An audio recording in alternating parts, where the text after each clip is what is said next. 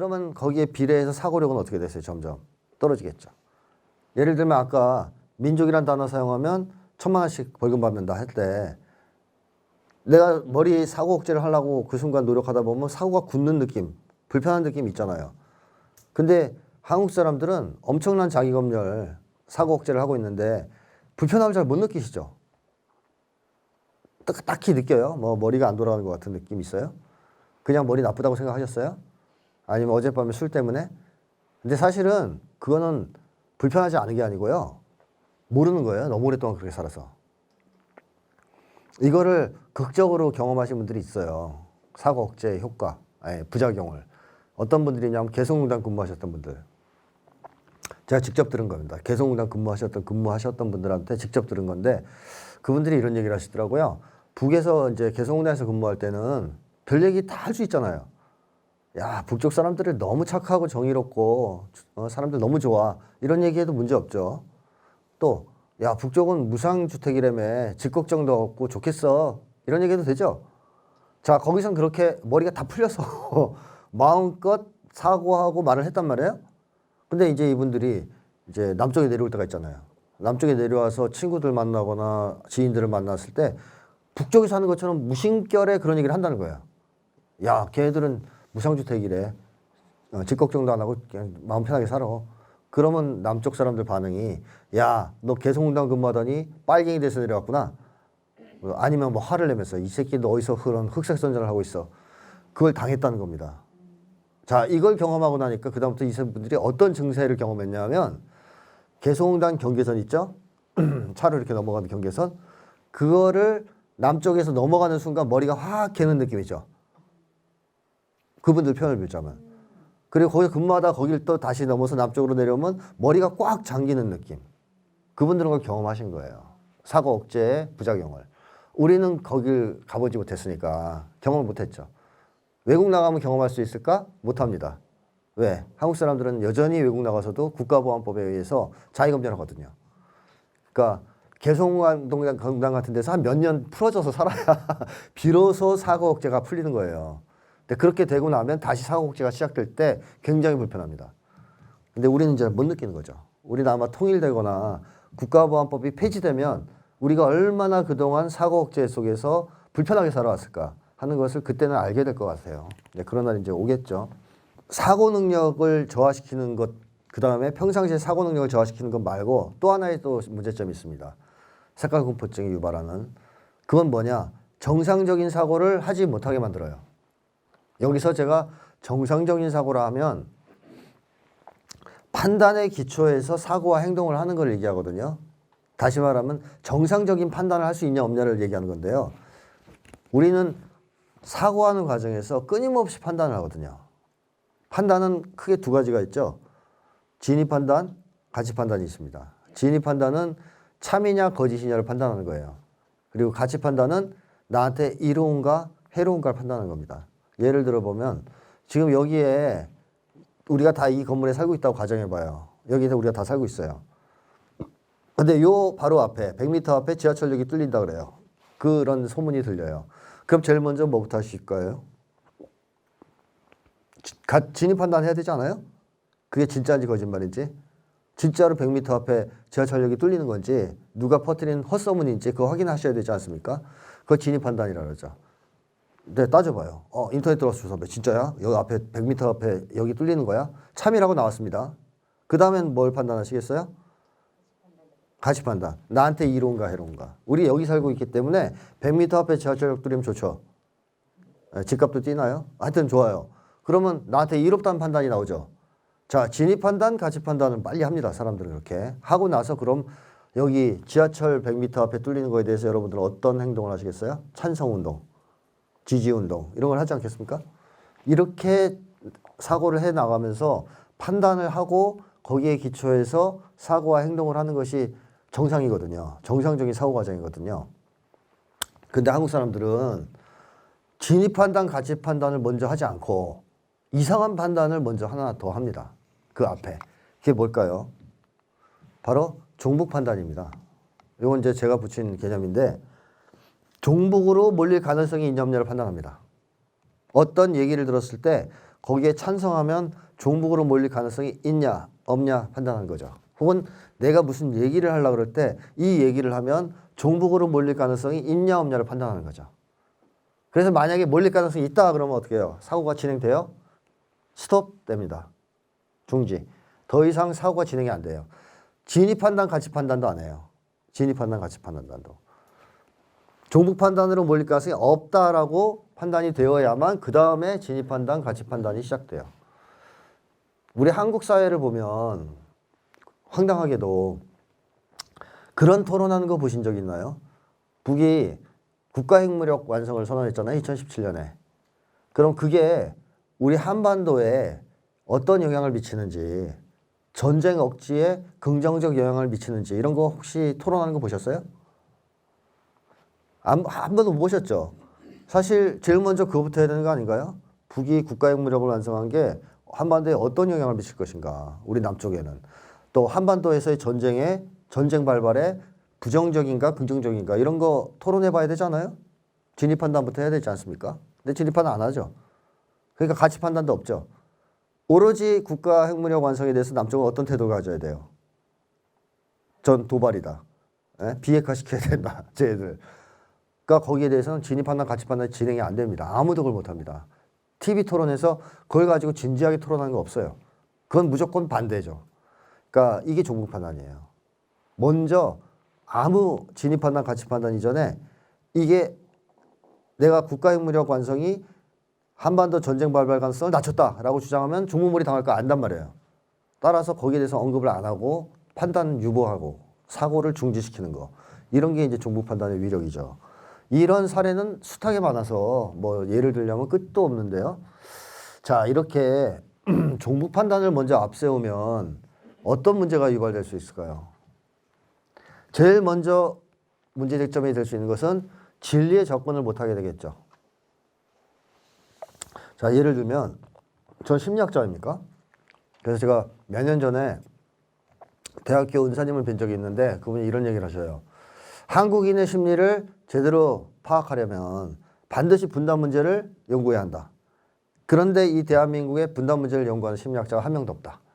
이런 얘기를 했어요. 물론 잘못된 말씀이죠. 저게 한 명 있잖아요. 저를 빼고 말씀하신 거겠죠. 근데 어쨌든 한 명도 없어요. 왜 한 명도 없을까요? 저 말고 왜 아무도 연구를 안 할까요? 한국인의 심리에 분단이 영향을 미친다는 걸 몰랐을까요? 심리학자들이? 그렇지 않겠죠. 다 알죠. 그 정도 모르면 그건 바보죠. 근데 연구를 안 합니다. 왜? 종북몰이 당할 위험이 있어요. 연구 결과가 정부가 원하지 않는 방향으로 나왔다. 그럼 종북몰이 당할 수 아니에요. 빨갱이 심리학자. 이런 낙이 찍힐 수 있잖아요. 저는 이미 이제 그런 욕을 듣고 사는 사람이거든요. 좌파 심리학자니, 종북 심리학자니 욕을 먹고 있는데 일반적으로는 사람들이 그런 거 좋아하지 않습니다. 그렇게 공격당하는 거. 따라서 그 연구를 아예 안 합니다. 분단 문제를 연구를 안 해요. 그럼 한국인의 심리를 알 수 있어요? 알 수 없죠. 진리에 접근을 못하는 거죠. 이게 첫 번째 문제고 그 결과 진리에 접근을 못하다 보니까 진입 판단, 가치 판단을 안 하다 보니까 자꾸 자살골을 넣는 행동을 합니다. 자살골이라는 것은 비유적인 표현인데 자기한테 불리한 짓을 하게 된다는 거예요. 자, 이제 예를 들면 우리 한국의 노조 조직률이 몇 퍼센트 정도 됩니까? 10% 좀 넘죠. 양대 노총 다 합쳐서. 근데 북유럽은 어느 정도 돼요? 노조 조직률이. 70% 넘어요. 최소. 70, 80%. 그럼 이렇게 얘기할 수 있을까요? 북유럽 노동자들은 노동조합이 노동자에게 이익이 되고 노동조합에 가입해서 살아가는 것이 사람답게 사는 것이다 라는 것을 알고 있어서 다 노조에 가입하고 우리 한국 노동자들은 그걸 몰라서 가입을 안 하고 있다 라고 얘기하면 맞을까요? 그래 얘기한다면 우리 한국 노동자들에 대한 모욕이라고 생각합니다. 한국 노동자들도 마음 깊은 곳에서는 다 알고 있습니다. 노동조합이 노동자에게 이익이 되고 사장이나 관리자한테 머리 조아리는 게 아니라 노동조합 만들어서 당당하게 권리 주장을 하며 사는 것이 사람답게 사는 것이다 알고 있어요. 근데 왜 노동조합에 가입을 안 합니까? 왜 조직률이 10%에 머무르고 있죠? 네, 생계 문제도 있습니다. 이제 잘릴까 봐 그런 것도 있죠. 불이익당할까 봐. 근데 그걸 뛰어넘는다 하더라도 종북몰이 당할 위험이 있잖아요. 한국은 분위기가 어때요? 노조에 가입하고 노조 활동한다 그러면 아유 훌륭하신 분 존경스럽습니다. 뭐 이런 분위기예요? 아니죠. 아이씨 빨갱이 활동하네 저거. 또 학생들이 학교에서 공부 안 하고 데모하고 막 이제 사회 활동한다 그러면 아 불온한 녀석들 이렇게 보는 사회 아니에요? 그러니까 한국 사회는 불온시하죠. 사회 운동을. 자 노동자들도 바보가 아닌데 내가 노동운동을 시작한다. 노조에 가입하고 게다가 또 민주노총 쪽이다. 그러면 종북몰이 당할 가능성이 매우 높아진다는 거를 왜 모르겠습니까? 알죠. 내가 그 인생을 살게 되면 종북몰이 당할 수밖에 없겠다라는 것이 머릿속에 반짝반짝 떠오르겠죠. 그러면 노동조합이 자기 이익이 된다는 사실을 알더라도 접근을 하겠습니까? 안 하겠습니까? 못하죠. 무서워서. 한국 사회에서 노조 조직률을 정체시키고 있는 주된 원인은 제가 볼 때는 저거예요. 색깔공포증이에요. 저게 없으면 저는 노조 조직률이 한국 한 90%까지 올라갈 거라고 봅니다. 한국의 경우. 그 다음에 뭐 이런 거와 관련된 사례는 너무 많은데 뭐 하나만 더 얘기하면 지금 우리나라 주택 문제가 심각하지 않습니까? 부동산 문제. 이번에 화천대유도 지금 시끄럽죠. 땅 문제에 사람들이 엄청 민감해요. 여러분들도 다 아마 약간씩의 집 문제로 이제 어려움을 겪고 있을 겁니다. 근데 물론 여기 계신 분들 중에는 집이 너무 많아서 이렇게 걱정하시는 분들은 없을 거고, 뭐 이제 집을 못 구했다거나 아니면 내 자식이 이제 나중에 집을 못 살 것 같아서 걱정하시는 분들이 대부분일 텐데, 자, 이 집 문제의 근본적인 원인은 사실 뭐에 있어요? 토지 독과점에 있지 않나요? 극소수의 사람들이 전체 토지를 거의 독점하고 있는 것과 관련 있잖아요. 관련 통계들을 보면 한국에서의 토지 독점은 엄청나거든요. 얼마 전에 나온 자료 보니까 몇천 채를 가진 사람도 있더만요. 집을. 자, 이런 상황이에요. 땅을 상위 10%가 거의 97% 가지고 있다는 통계도 있습니다. 사유지에. 그러면 우리나라 사람들 중에서 한 명이, 10명 중에 한 명이 땅을 대부분 갖고 있으니까 나머지 9명은 그 없는 조그만 땅 갖고 싸우다 보니 부동산 문제가 안 풀리는 거 아니에요. 그럼 화끈하게 어떻게 하면 좋겠어요? 국유화하면 확 좋지 않을까요?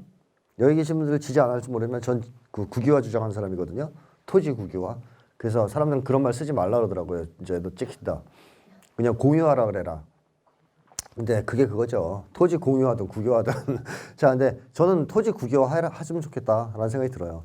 물론 지금 집을 갖고 있는 사람들은 거기에 평생 살 수 있는 점유권을 인정해 줘야죠.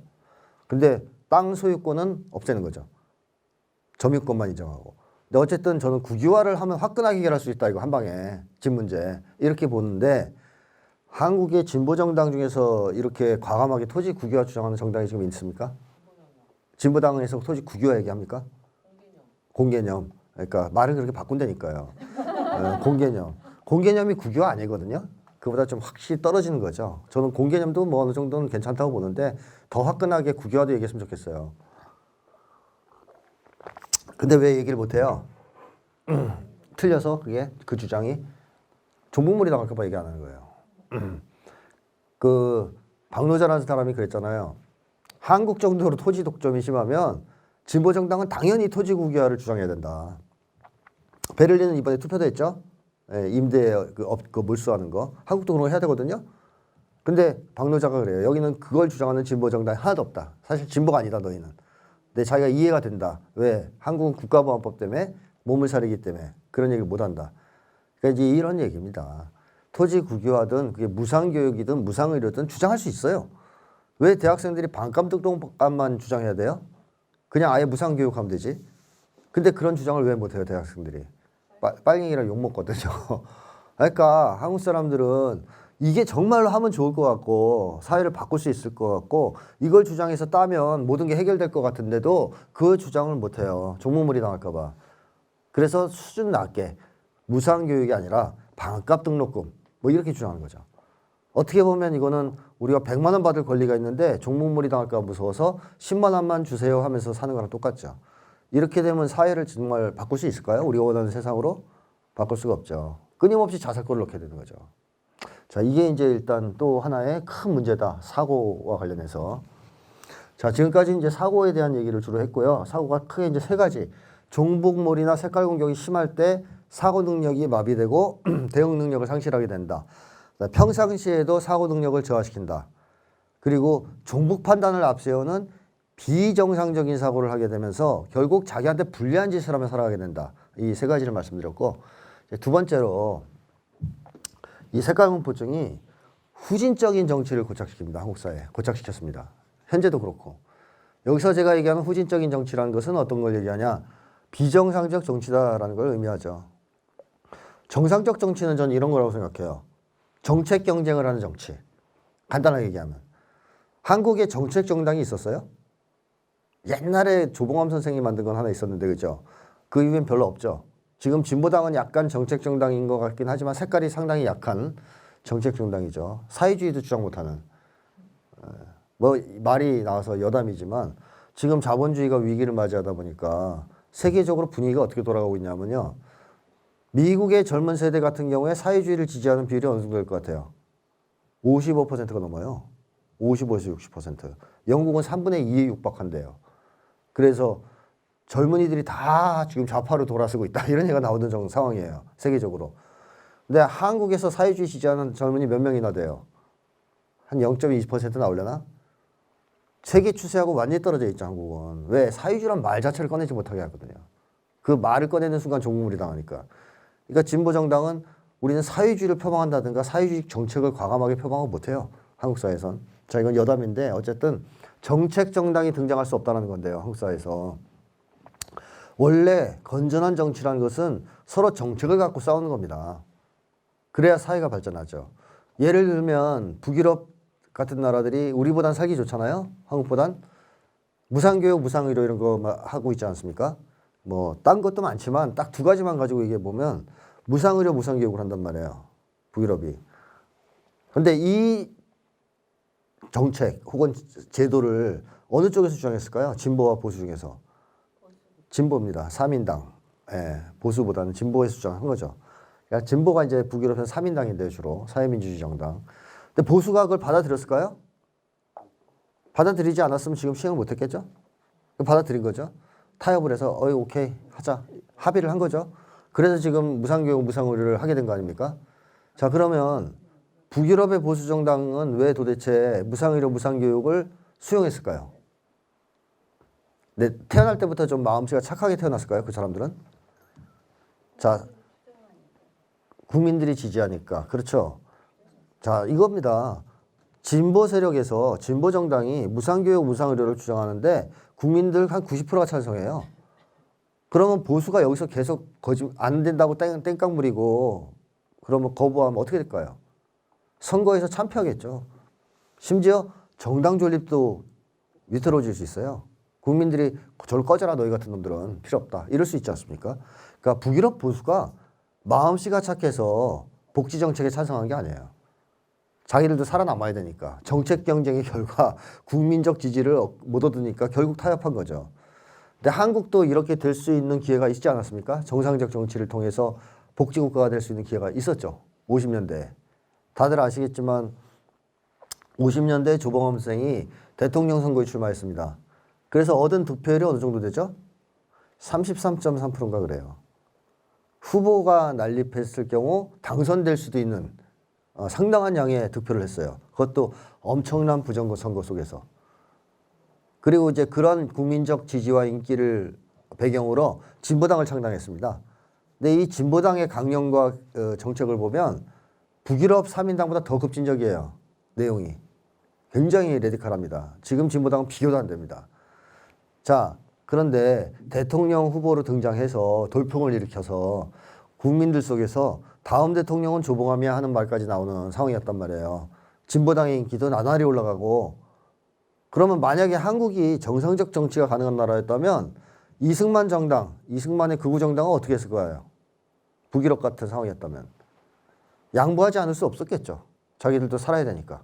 선거에서 참패하지 않기 위해서 아유 그래 진보당이 주장하는 거 나도 받아들일게. 그래 무상의료 무상교육은 하자. 토지개혁도 하자. 제대로. 뭐 이렇게 되지 않았겠습니까? 근데 과연 그렇게 해서 한국이 좋은 복지국가가 됐나요? 어떤 일이 벌어졌습니까? 다들 아시다시피 조봉암 선생을 간첩으로 몰아 죽였죠. 조봉암 선생 간첩입니까? 당연히 아니죠. 2000년대에 들어와서 무죄 평가를 받으셨지만 그게 무슨 의미가 있어요?